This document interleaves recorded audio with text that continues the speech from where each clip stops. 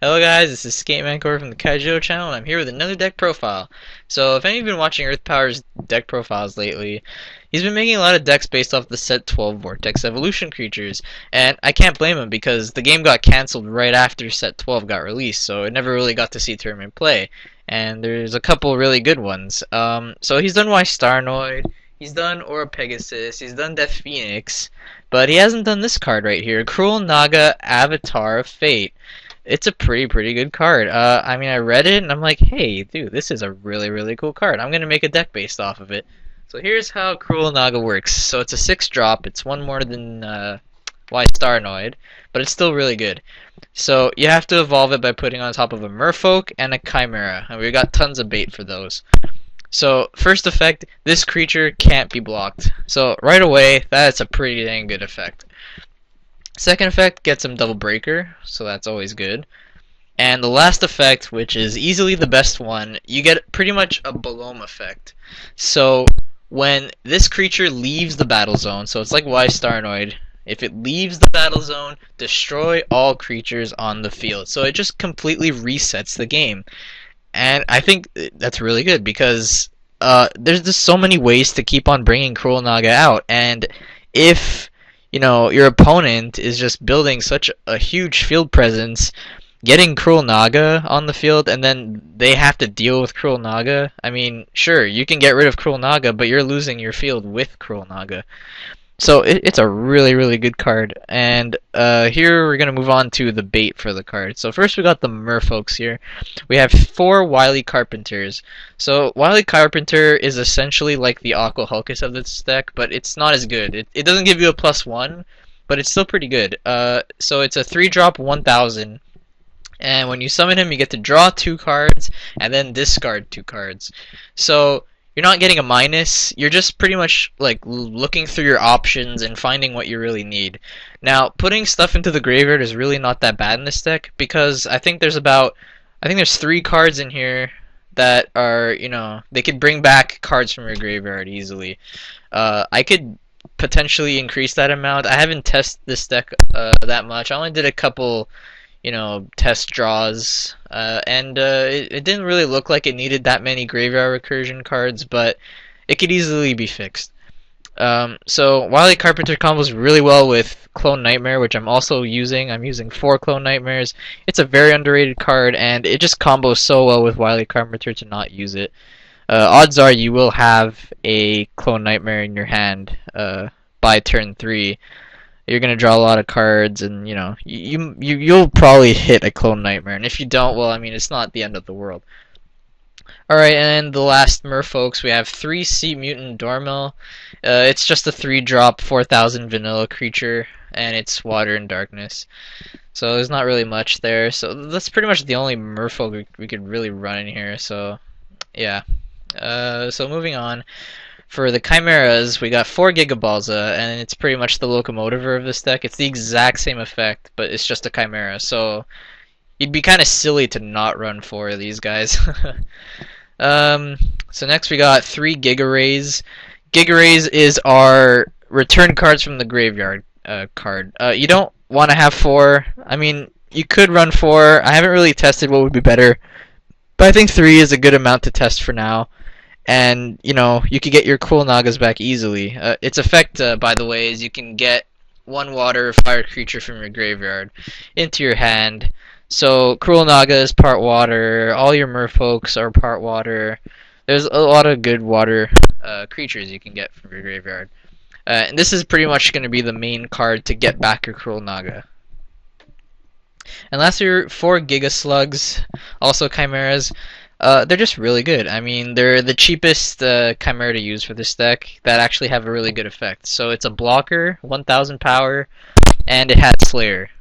Only downside is that it can't attack, but still, if your opponent decides to attack while this card's untapped, they're pretty much losing their creature unless that creature, can't be blocked either. So yeah, that's it for the evolution bait for Cruel Naga.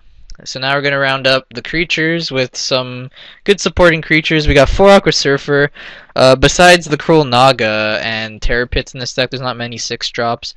Not like you want to be dropping Aqua Surfers from your hand, but, whenever you need to get creatures off the field into the hand. Aqua Surfer is really good for that. So definitely going to run 4 of those. Next we're running 3 Marinomancers. There is an abundance of 5-drops in this deck, so Marinomancer fit that pretty good because there's quite a lot of darks in this deck, and you know, a lot of the waters here are part darkness too. So I mean, there are its fair shares of like mono water cards, but there really isn't that many. I think there's actually more darkness than water in this deck, so it's really good to run Marinomancer. And it's good to have more 5-drops so that the deck flows. And lastly, for the creatures, we have 3 Melnia. Just because, you know, if you're running water and dark, why aren't you running Melnia? Melnia's good. It can't be blocked. I mean, yeah, it can't be blocked.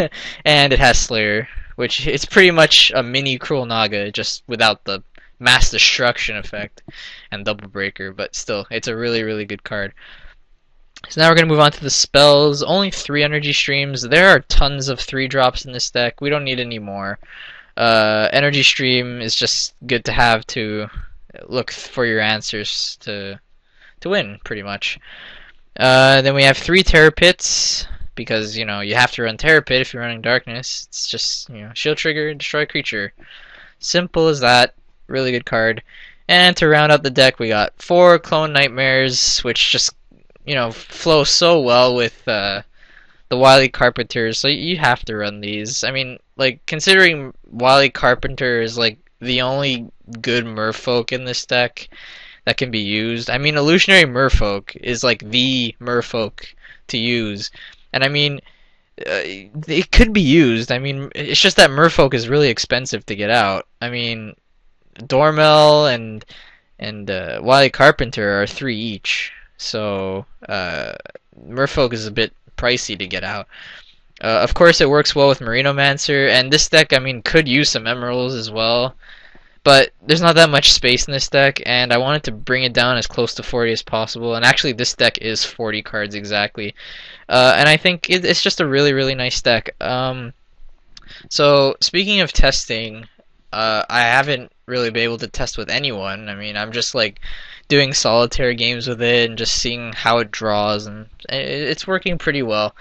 But speaking of that, Evan Banjo, he's working on a mod for the Cockatrice program. It's a program that works on PCs, Macs, and Linux, or whatever. And it was used for, actually it might still be used for Magic the Gathering. And you can pretty much play Magic the Gathering with anyone with that program. Its interface is just so much better than Trade Card Online or whatever that site is.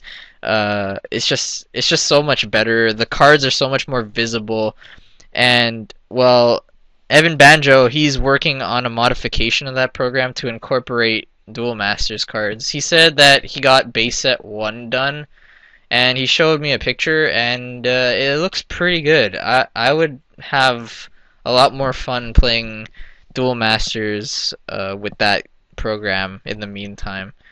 So if he ever gets that released anytime soon, I'm probably going to help him with that, because I mean, I love working with computer stuff. If we ever get that going soon, we'll be able to play, you know, some good Duel Masters until Kaijudo comes out. And when Kaijudo comes out, it's going to be like, okay guys, Duel Masters has been fun, but we got to move on to Kaijudo, and I really can't wait. I mean, come on guys, the booster pack is coming out this Wednesday. I mean, it's not coming out in stores. I mean, they're gonna talk about it this Wednesday. Come on, guys, you know it's gonna happen. I just have this huge feeling they're gonna just reveal, at least gonna reveal the picture of the booster pack. I don't care about the release date. I don't care what's in a booster pack. I don't care how many cards. I don't care what cards. But right now, I just want to see the booster pack, just to know like what it looks like or whatever. More details can come later. I mean, of course, I want to know the release date too, and what the cards are, of course. But you know, give them some time. They still have to introduce the Light and Nature Civs, and you know, once they do that, I expect them to release card spoilers for sure. I mean, after they show off Light and Nature civs, what's gonna happen is that rumored April 18th date that they posted for like a couple days and then took down. Well, that's actually on a Wednesday. So, I mean, it probably isn't the release date, but at the very least, I think it's gonna be the start of them revealing cards in the set, like going civilization by civilization or something. It's gonna happen for sure. So, stay tuned. I'm very excited. I'm just like, please, booster back. But yeah, so next video is going to be Wednesday, of course. Judo News, episode 4. And stay tuned for that, guys. So I'm going to head out now. This is Skateman Core from the TheKaijudoChannel, signing out. Hope you like this deck profile.